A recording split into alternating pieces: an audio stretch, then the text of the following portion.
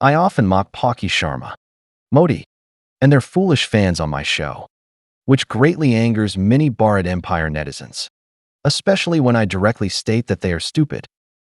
Yes, I'm not speaking out of anger. Modi's fans are truly stupid in every sense.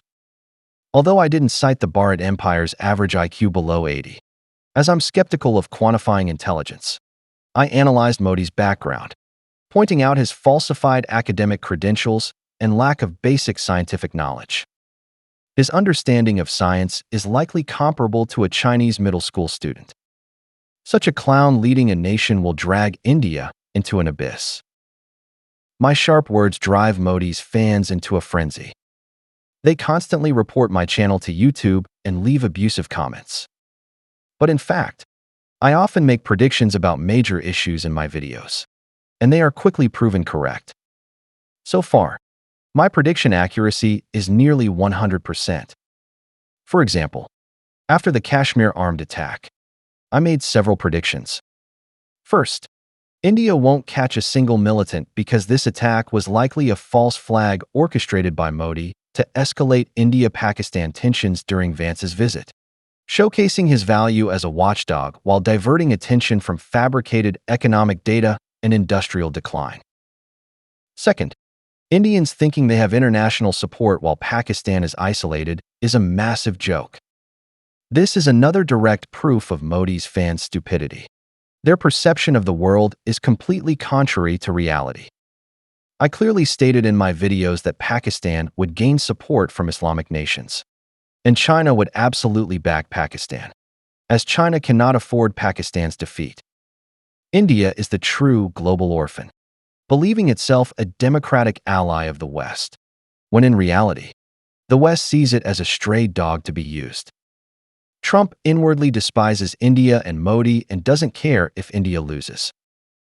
Third, I explicitly stated that India's military equipment is outdated, and its air force is inferior to Pakistan's. I also noted in advance that China's PL-15 missile is high-performing, with Pakistan receiving the same version used by China's air force. Additionally, China would provide Pakistan with early warning systems, satellite surveillance, and intelligence sharing. Pakistani soldiers are also of higher quality than India's. If India provokes Pakistan, it will be thoroughly humiliated. I know the internet keeps records. These videos are still on my channel, and I've never deleted them. I compiled 3 videos into a single collection, noting their release dates, which viewers can verify. There might be a one-day discrepancy since they could have been posted the day after editing. Of course, I have many videos on the India-Pakistan conflict, covering the attack, diplomatic spats, air confrontations, the eventual air battle, and various countries' stances. I analyzed them in detail, and those interested can verify that my prediction accuracy is nearly 100%. No exaggeration. My intelligence is average in China, but when facing the Bharat Empire's Modi fans, I somehow always have a crushing advantage. Does the IQ theory have some merit after all? For new viewers, no need to search. Below is the compilation of the 3 videos, over 20 minutes long. I welcome everyone to watch and rate my big-mouthed analysis skills. But if you want to curse me, you'd better weigh your strength. My old fans know I've never lost a verbal fight. Curse me, and you might end up in a video. Mocked by all. The India-Pakistan situation is escalating, but my view remains unchanged. Both sides are just engaging in verbal sparring. India, in particular, did not cut off the Indus River's water source during the India-Pakistan wars, yet it did so over a single attack. This shows it has no real intention of launching a war, only threatening Pakistan to divert domestic attention. Keyboard warriors like us can be nonchalant, but the Pakistani government, especially its officials, dare not think this way. As the saying goes, better safe than sorry. Assuming war won't break out is dangerous. The best approach is to prepare for it. Some netizens asked me, will China support Pakistan? Of course it will. Pakistan is a core interest of China, no less important than Taiwan. China has major strategic investments in Pakistan and high expectations for it. From ports to railways to the China-Pakistan Economic Corridor, China is practically treating Pakistan as its own territory for long-term planning and construction. Despite engineers repeatedly being attacked by terrorists, the Chinese and Pakistani governments persist in advancing projects to fundamentally improve Pakistan's backward infrastructure and its inability to mobilize effectively, aiming to make Pakistan a true modern powerhouse and secure China's strategic corridor to the Middle East. However, China is currently engaged in intense economic and technological warfare with the U.S. Unless Pakistan faces grave danger, such as imminent defeat, China will try to avoid direct involvement in the war, but it will support Pakistan through other means. For instance, rumors in recent days suggest China urgently delivered PL-15 air-to-air missiles to Pakistan for the JF-17 Block 3. These missiles have a range of up to 200 to 300 kilometers, surpassing all Indian Air Force air-to-air missiles, enabling preemptive strikes. They are the most advanced active equipment of the Chinese Air Force. This urgent delivery is unlikely to be the export version, but rather directly allocated from the Air Force's arsenal. These missiles involve the Chinese Air Force's data information, and their delivery to Pakistan speaks volumes. China will not allow India to wage war against Pakistan and will fully support Pakistan in defending its legitimate rights. India and Pakistan share a land border, and in the event of war, the Air Force is the highest priority branch. The Pakistani Air Force is currently in good shape, equipped with F-16, J-10, and JF-17 aircraft. The JF-17 is a joint product of Pakistan and China, which Pakistan can assemble independently, and China can ensure a steady supply of parts to Pakistan. Even its weak point, the RD-93 engine, has the WS-13 engine as a backup, allowing Pakistan to sustain high-intensity attrition at a cost far lower than India's. In contrast, India's situation is quite awkward. Its indigenously developed Tejas fighter is the biggest joke in human history. The Su-30 series has outdated electronics and radar, and its missiles are behind the times. Only the Rafale fighters imported from France can hold up appearances, but with only 36 units. They must also guard against China, making them wholly inadequate. The Indian Air Force's air-to-air missiles, in particular, have no match for the PL-15. Moreover, India relies on imports for nearly all critical components, such as engines, radar, and weapon systems, and cannot withstand the attrition of high-intensity modern warfare. More importantly, India lacks reliable allies. Russia is mired in the Ukraine war and needs China more. Putin is very dissatisfied with Modi's two-faced stance in the Russia-Ukraine conflict, making it unlikely for Russia to help India, nor does it have the capacity. The US is all talk and no action, planning to abandon even Ukraine. So how could it support India? Many Indians believe the US values India highly, but Pakistan once aided the US in the war on terror and is also an F-16 operator. If India launches a war against Pakistan without just cause, the US will certainly not provide full assistance, offering at most intelligence sharing, and even that would be less than what Ukraine receives, as the US will not risk offending Islamic countries for India's sake. Saudi Arabia and the UAE are far more important to Trump than India, as they hold vast wealth, and the US is currently desperate for funds, not to mention Saudi Arabia's critical weapon, oil.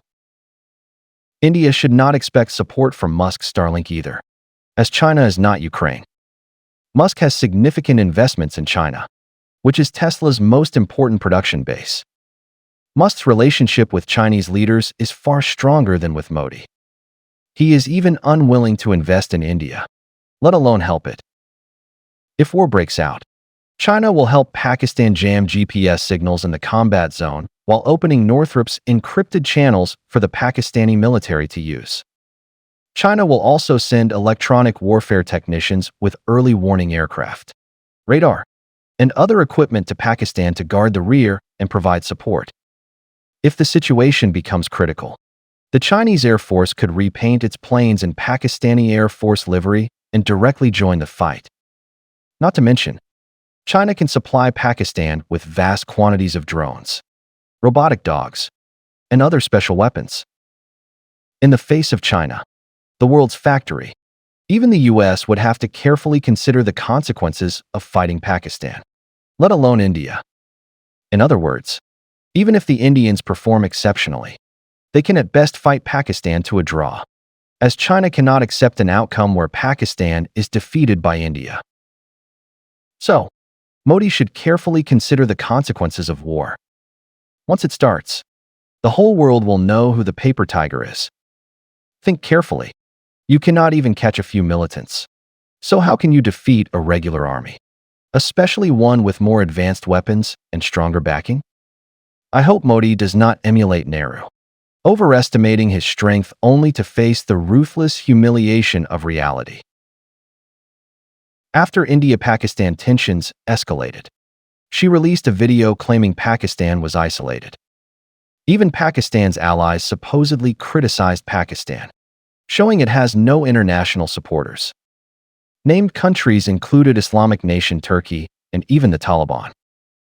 Fans of the Bharat Empire cheered wildly in the comments, calling Pakistan a failed state with no international backing and claiming India held the moral high ground.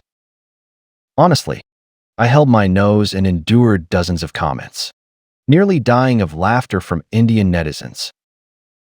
But my heart can't hold too many Indians, only my goddess. So I checked Pocky Sharma's other videos and found two shocking ones. One accusing Turkey of transporting weapons to Pakistan, another blaming China for blocking India's UN proposal, with revised content favoring Pakistan. As a primary school graduate, I was deeply confused. Isn't Pakistan a failed state, friendless and highly isolated internationally? How are Turkey and China now sending weapons to Pakistan and helping it at the UN? I don't know if my primary school teacher failed to teach me logical thinking or if my goddess is schizophrenic. So I urgently contacted my doctor friend, and after hours of rigorous testing, confirmed my primary school teacher taught correctly. The problem must lie with my goddess. So I call again. Anyone with connections, please contact Pocky Sharma to come to China for treatment. Maybe her lying habit can still be saved. As her loyal fan, I'm willing to cover her airfare and connect her with experts, all for free. I've always opposed Indians casually threatening war. Their internal security system is backward. Police and military response times are slow, and sensitive crowded areas lack basic security measures. After militant attacks, civilians suffer heavy casualties. Then, surrounded by hundreds of thousands of troops, these militants somehow vanish. Is India's military that incompetent, or is this all a play directed by Modi? Such events, defying basic human logic, unfold under global media spotlights. Shouldn't Indians explain? If it's your own staged false flag event, why threaten Pakistan? If Pakistan backed it, and your hundreds of thousands of troops can't catch a few militants, can you defeat Pakistan's army? Why threaten war? To create more laughs? Pakistan's isolation isn't for Indian media to decide. Dozens of Islamic countries worldwide will support Pakistan if war breaks out. India's persecution of Muslims is well known, especially under Modi, whose record is notorious. Ask anyone from an Islamic country, whether Indonesia, Malaysia, Saudi Arabia, Iran, the UAE, or Iraq, who doesn't condemn India's oppression of Muslims. Turkey supports Pakistan by sending weapons via transport planes immediately, not just talking. China only delivered PL-15 air-to-air missiles to Pakistan and bolstered other weapon supplies, letting Pakistan act boldly at the front without being blackmailed by India. What have the US and Israel given India? Verbal support? In a real fight, Other countries are thousands of miles away, but China is right next to Pakistan, whose support carries more weight. Saudi Arabia, the UAE, Iran, and others haven't spoken yet because it's not needed. If the conflict intensifies, would Saudi Arabia, Pakistan's major financier, sit by and watch Pakistan lose to India? Egypt's military often conducts joint exercises with Pakistan. Would they convert to Hinduism and support India? Islamic countries may have internal disputes, but against India, it'll be seen as a religious war. Then, India should brace for the wrath of Muslims worldwide. Pakistan has no friends? How many true friends does India have? Among South Asian countries, Pakistan, Nepal, Bhutan, Bangladesh, Sri Lanka, the Maldives, which one doesn't dislike India? Name one true international friend India has. The US? In recent days, besides verbally backing Modi, Trump warned Modi not to escalate. Modi is just a guard dog, not allowed to disrupt his master's strategy. Trump cares most about the trade war with China. Even with India at war risk, Americans still push trade talks, demanding India make concessions. If Xi Jinping called, Trump would unhesitatingly put India on the menu and bargain with China. That's Modi's value to Trump. Honestly, I can't find a country more isolated than India. Really, a nation of 1.4 billion with as many global friends as Olympic gold medals. 0. Such a country, instead of reflecting, developing its economy, and improving living standards, manipulates politics and threatens war. Wake up. Even Trump can't intimidate other nations, let alone Modi. My goddess, if you keep speaking for this skirt-wearing man, your mental illness will worsen. You'll be forever trapped in a lying abyss, seeing no light. Listen to me. Come to China for treatment. You're still salvageable. The border conflict between India and Pakistan is intensifying. I do not believe a full-scale war will occur, but I noted that, as land-connected nations, if conflict escalates, air forces will be the primary combat force. Pakistan claims to have shot down 6 Indian fighter jets, including 3 Rafale jets and 2 Su-30s. India claims to have downed a Pakistani JF-17 jet. However, based on videos and images from X, only evidence of 1 Rafale jet being shot down seems credible. Both sides remain in a phase of verbal sparring, and we await solid evidence. It is confirmed that, as in the past, the Indian Air Force suffered losses in air combat with Pakistan. In 2019, India denied its jets were shot down by Pakistan until Pakistan announced capturing a pilot. Later, India claimed to have downed a Pakistani F-16, only to be contradicted by the US, which confirmed no Pakistani F-16s were lost.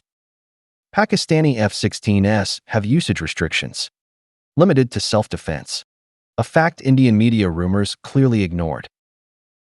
The greatest concern now is for France.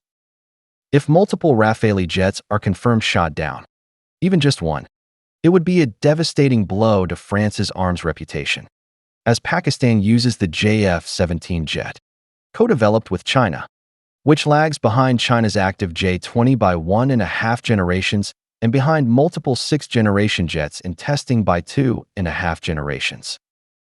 This jet serves as Pakistan's mainstay for large-scale combat, but is not its most advanced. Pakistan also has F-16s and China's J-10C jets. After the India-Pakistan conflict escalated, rumors suggest China is accelerating J-35 production for swift delivery to Pakistan, sharply increasing India's air combat pressure. As India's most advanced jet, the Rafale will face frequent high-intensity combat, potentially repeating the tragedy of being shot down. France, like Russia, Israel, and the US, sells India high-priced, low-performance weapons, never providing the most advanced models to avoid endangering their own national security. Media reports claim India begged France for Rafale jet source codes to facilitate upgrades and integration. This rumor is a profound insult to India's industrial capabilities. Both China and India once heavily imported the Su-27 family, especially Su-30 jets, as their top-tier equipment. Indian media long boasted that the Su-30 MKI surpassed China's Su-30 MKK due to its thrust vectoring engine. Now, China has fully mastered the Su-27 series, producing its own J-11, J-15, and J-16 jets. As China's electronics, avionics, and missiles surpass Russia's, the J-16 has become the most advanced Su-27 series jet. India's Su-30 MKI, worn by time, has long been overtaken by the lighter Rafale. The Indian Air Force has only 36 Rafale jets. At the rumored exchange ratio, they might not last a week in all-out war. Pakistan, equipped with numerous JF-17s, can also produce them domestically. China and Pakistan share a land border, enabling easy resupply. Unlike Israel and the US, which offer India only verbal support, China, after escalation, swiftly deployed Y-20 aircraft, delivering self-used PL-15 missiles from its arsenal to ensure Pakistan's air combat advantage. Some Indian netizens fantasize about US support, believing the US might deploy carrier battle groups for India. In reality, Trump publicly urged both sides to end the conflict quickly, privately calling it foolish in multiple widely circulated X videos, which interested netizens can verify. The logic is simple. The US, unwilling to support Ukraine and hoping the Russia-Ukraine conflict ends, has no energy for India. Ukraine offers the US rare earths and other resources. What can India provide in return? Modi, ruling India for 11 years, has achieved no substantial progress beyond boasting of global supremacy. Replacing China as the world's factory became a joke, and the dream of being the world's office fizzled before the AI revolution. Self-developed aircraft carriers, jets, tanks, and rifles all became unfinished projects. Space programs, questioned for fakery, moon landings, and space docking rely on animated simulations, mocked globally.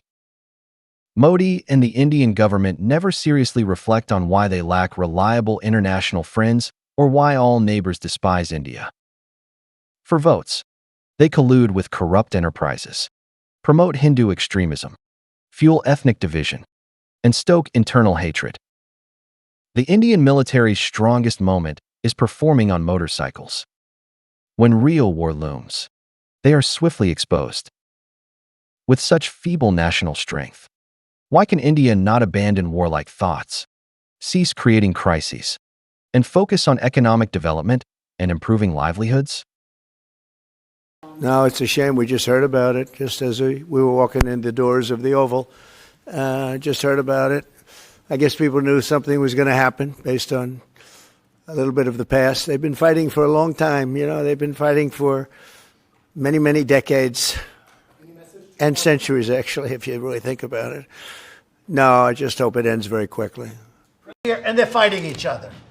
I said, why don't you let them fight? Why are we getting in the middle of it? I said, let them fight.